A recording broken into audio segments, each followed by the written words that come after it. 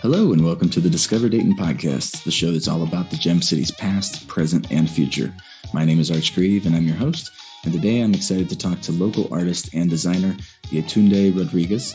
Yetunde is originally from Nigeria, but now lives and works in Dayton and has a studio downtown where she produces beautiful textile designs.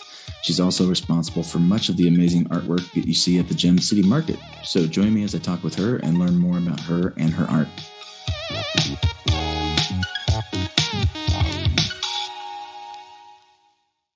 Well, hello and welcome to the show, and thanks so much for coming on to talk with me today. Oh, thanks for having me. I'm happy to be here. Awesome.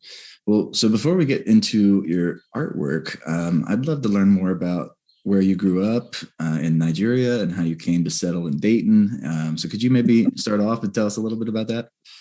Sure, absolutely. So yes, I was born in Nigeria, West Africa, and moved to the U.S. with my family when I was 13. So my dad had been coming to the U.S. back and forth since like the 70s. So, so we moved here in 85 because he was getting his PhD. He was attending West Virginia University. So that's where we landed, Morgantown, West Virginia. Okay. So I went to high school there. When we got here, I could have either gone in 8th or 9th grade based on, my past credits or whatever. Mm-hmm. So I went to 9th grade and went to high school. So I graduated when I was like 17. Oh, wow. But yeah, so then, I went to West Virginia University for about a year or so. Then I left and joined the Navy, bounced around with that for the next like 5 years. Then when I got out and went back to school. This time I went to Hampton University because when I got out of the Navy, I had actually gotten out with the intent to go to ROTC and go back in as an officer. So I had like a scholarship through the Navy to go back in, come back in as an officer. Oh, wow. But while I was there, I got really into creativity and I was like, I don't want to do that anymore. I don't want to do that. So I got out of my contract and I studied graphic design at Hampton University. Mm-hmm. And so I got out and, at the time I was in the Norfolk Hampton Roads area. So that's how I met my husband there. He had also been in the Navy. That area is kind of like a really big Navy town. They have I think 7 bases or so. So it's made up of a lot of military. So even though we didn't know each other when we were in the military, we met after, got married, had kids, and then his job brought us to Dayton. And we've been here since 2007. So that's the quick synopsis of how I ended up in Dayton, Ohio from Nigeria. Awesome. Very cool. I didn't even realize you were in the Navy. So yeah. That's really cool. Well, moving on to your artwork, you work primarily with textiles, and I believe you do. You use block printing. Is that right? Yes. So as I mentioned, when I went to college the second time, my major was graphic design. So as part of that degree, we did some printmaking, but I didn't really tap into it at that point. It was not till years later I got really interested in textiles as it relates to home decor. I've always loved home decor. Mm-hmm. And for a long time, I thought that's what I should have studied instead was interior design. But so, with my interest in home decor and just art in general, I was like, wow, I would really love to see some African kind of ideas in home decor. Sure. So I didn't know how to go about getting fabrics made or anything like that. And really it was mostly for personal interest anyway. So I said, okay, the fastest way I can do this is to just apply the prints to the fabric myself. Mm-hmm. So that's where I started. I looked into different methods of doing this. I looked into screen printing. I did that. I started there, but it was just so complicated, and it just had a lot of different steps. Sure. But then, yeah, and I remember like block printing.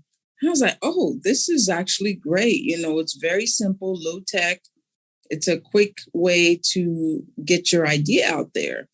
So that's how I started. I started carving stamps and printing them with textile ink onto the fabric, and just creating all kinds of crazy and bizarre designs. And yep, that's how I started there. That's really cool. And I've seen a lot of your designs and your work, and it uses really bold colors and really beautiful patterns. I wonder if you talk a little bit about where you get your inspiration for your designs? Yeah, absolutely. Thank you, by the way, for your kind. But yeah, so like I mentioned, a lot of my inspiration comes from African art and design. Being, like I said, being from Nigeria and being Yoruba, I'm from the Yoruba tribe. And that's like probably the most well-known African art tribe. Any museum you go to, they always have an African collection, and it's largely going to be Yoruba. There's other cultures too, but the Yorubas have a lot of artwork. And so I've just always loved the motifs present in African art, mostly because they're imperfect. I love imperfect things. I love imperfect lines. I think it's boring to have perfect right angles and perfect circles and things like that. So that appealed to me because I can draw, but I'm not like a strong artist like that. It's not really my interest. I'm not really interested in drawing realistically. And that really appealed to me because it gave me the permission to be as imperfect as I wanted. And also those motifs lend themselves well to a stamp carving because the lines are really graphic and bold. And as far as my colors, again, being from Nigeria with our culture, we do a lot of bright colors. We'll do a lot of, if you want to see just an explosion of color, look up like Nigerian brides. And you will see, I mean, they love color. And I grew up with that, and color makes me happy. So I wanted to see those African motifs interpreted in bright, vivid colors. And that's how I ended up there. Awesome. That's really cool.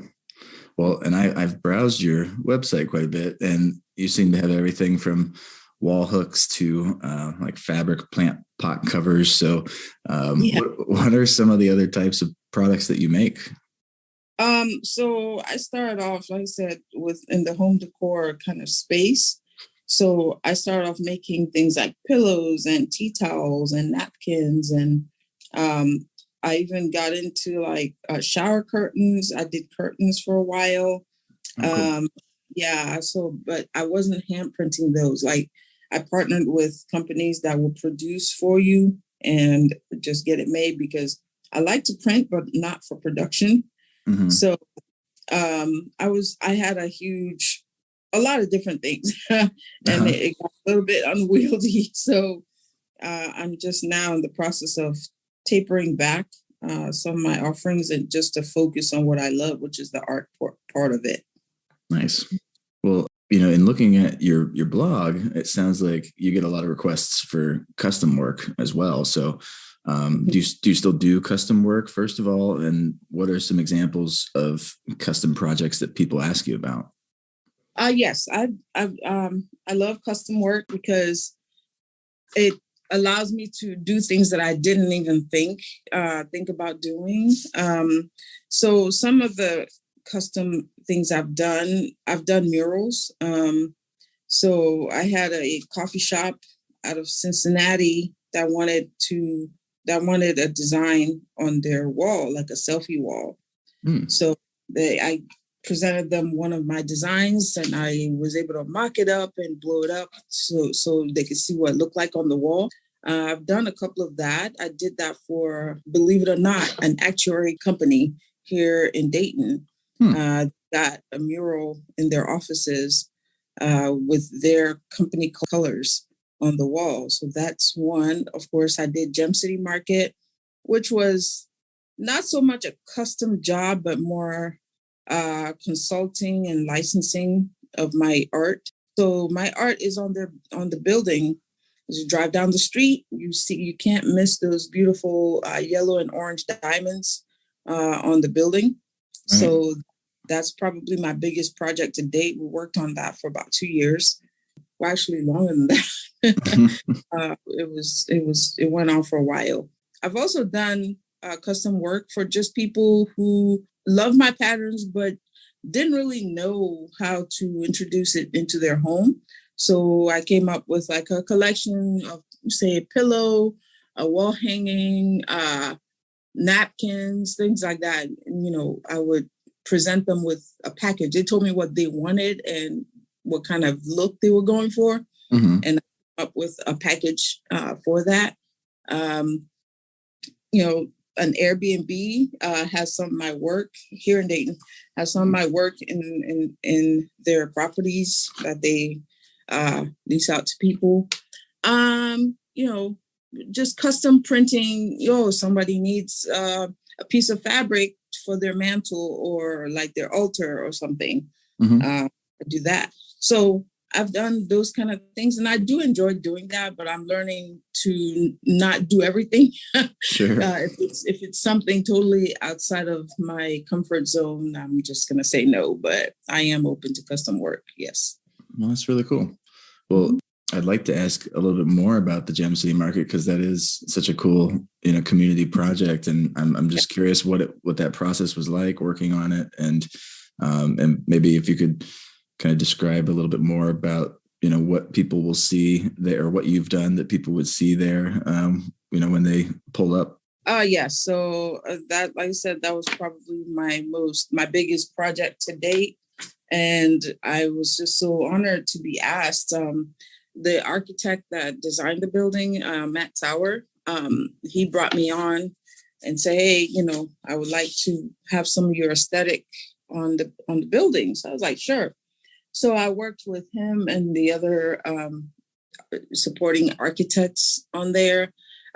First, I started out like on the marketing committee. So I also helped with the creation of the logo, the carrot, the gem. Nice. So yeah. Well, I didn't design it, but we chose the marketing firm and the designers that worked on that, and we guided the look of it. I choose the colors of the branding, and then like I said, working directly with the architect, it was something like, okay, here are the elevations. I want you to give me some patterns. Try to mock up. He did some mocking up. I did some mocking up, just trying to lay out how the patterns would look on the building using the magic of software, of course. And also, I helped pick all the colors. He basically told me he wanted me to decide how the aesthetics, the colors, everything. So I largely picked all those colors that you see in the branding. Wow, that's awesome. Yeah, I also helped I designed some of the interiors, like the department signs. I made those. So, where it says deli or dairy or meat or anything like that. So I laid out all those patterns and designed the look of that. Nice. Also like in the bathroom, I got to lay out the tile patterns. It's those things that are there that you don't pay attention to, but there. Also like the aisle markers, if you look closely at the numbers, you will see patterning behind that. Those are my patterns. So I think, I think in all I gave them about 5 or 6 patterns. I can't remember how many. to use throughout the space. And they use that also like in their marketing brochures, emails, things like that. It's so cool. Yeah. So your fingerprints are really all over that space. They are all over it. Yeah. So cool.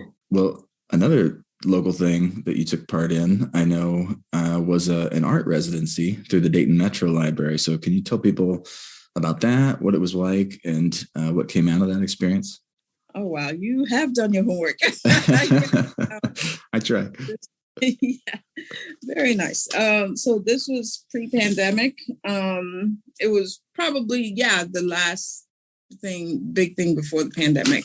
So I noticed that the library had resident artists, like a program. And I said, oh, how can I get into some of that? So I asked, and I was put in touch with the person in charge of that program. And so I just had to like lay out, how many days I wanted to be there, what was exactly going to be happening. It had to involve like, interacting with the community. So there were some days where I was strictly just there to be observed while working. And other days, people could come in and print with me. So cool. It was about 6 weeks long. This was at the Northwest branch, which is literally walking distance from my house. So it was perfect. Oh, nice. So me just being in there creating so the public can see, and then they will come and ask me what I was doing. I would tell them, and I would say, okay, on such and such date, you're welcome to come and print with me. So I had some people that came regularly for those 6 weeks. I had a lady that would come, and she said this was like her therapy, almost. That was the summer of the the tornadoes. Oh, right. Yeah. So there was so much destruction and damage everywhere. So this particular lady, this was their second home. She lived here for many years, but they had moved on, but they kept a home here, and that home was destroyed. So she was here for the summer, just dealing with, the fallout from that. And so she said, coming once a week to print with me was like this outlet for her. That just in the midst of all the chaos, it was one calm space that she had. Sure. That was really touching to me. But so that was a great program. I loved it. I worked with a lot of kids, because it was in the summer. There's a lot of kids that spend their whole day in the library. They get like lunch and all that. So they will come, just pop in and print a little bit. And it was just always amazing to see what they came up with using the same stamps that I use or making their own. Yeah. That's so cool. Well, and, speaking of, kids and people coming in to see your work and stuff, you've also taught art, I believe. And I don't know if you're still teaching, or I'm wondering too, like if you have any upcoming like workshops or presentations or anything like that.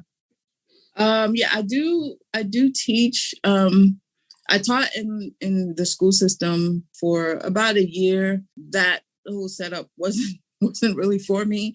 Sure. But I do engage with kids and the public. I do workshops, my own workshops. I haven't done one in a while, and I will be bringing that back. But I've just in my studio, have 4 or 5 people at a time. Just come and print low pressure. I provide the materials. Just come. Also, I teach at a place called We Care Arts. It's a place that's near and dear to my heart, because I've always been interested in art as therapy. And that's what this place is. I teach once a week because that's how much my schedule can accommodate right now. But sure. I just work with people that, are either recovering from a mental situation or developmental disabilities or, depression, things like that. And we create art. So that's another way that I teach. And also back to Gem City, we still have a mural project that we're working on right now. In addition to the exterior. Yeah. So there's a wall that faces the parking lot that we are going to be covering with a mural. So I'm working with James Pate, who's a well-known artist in the area, Glenna Jennings, and Shayna McConville is kind of like our Sherpa. She kind of herds us. She's not nice, yeah, in the mural, but she kind of pushes us along. Sure. So I'm working with those three individuals. And as part of that project, because, Gem City Market is a food co-op, and the whole model is based on working cooperatively with the community. Mm-hmm. So as part of that process, as part of our grant that we got for this mural, we did some workshops at some elementary schools in the area. So I just basically went in a couple of times and worked with second and third graders, same as James. He also did the workshops as well. I worked with little kids, and they just did some amazing work. I brought in things, and they really got into it. And it was yeah. So that's just some of my teaching. That's really cool. Mm-hmm. So you mentioned your studio. Are people able to visit your studio? And if so, I'm wondering where it's located. Yes, my studio is open to the public. I just ask for advance notice and make an appointment because, like any artist, I value my freedom. I'm in and out, so I don't have like set hours. I might pop in for a couple of minutes. I might stay for 8 hours. Mm-hmm. It all just depends. So if somebody wants to come in, they just need to let me know that they'd like to come, and I'll make sure to be here at that time. My studio is downtown. It's on 14 West 1st Street, Suite 402. So I'm on the 4th floor. It's actually an office building, so it's not attached to like the other arts areas, Front Street and all that. Right. I needed a space, and I needed a space quick. So the building had an opening, so here I am. So I'm on the 4th floor. So it's not super visible, but if someone wants to come in, they just need to let me know, and I'll be sure to meet them there. Well, so for those who maybe can't make it to the studio, how can they find you online and perhaps purchase some of your work? Absolutely. So I'm on Instagram at Yetunde. That's YAYTOONDAY, which is like the phonetic spelling of my first name. Mm-hmm. Really just about all the platforms. Facebook business page is Yetunde as well. So those are my two main places I'm active on, is Facebook and Instagram. I have Twitter, but I'm not really on there that much, so that wouldn't help. Also, my website is www.yetunderodriguez.com.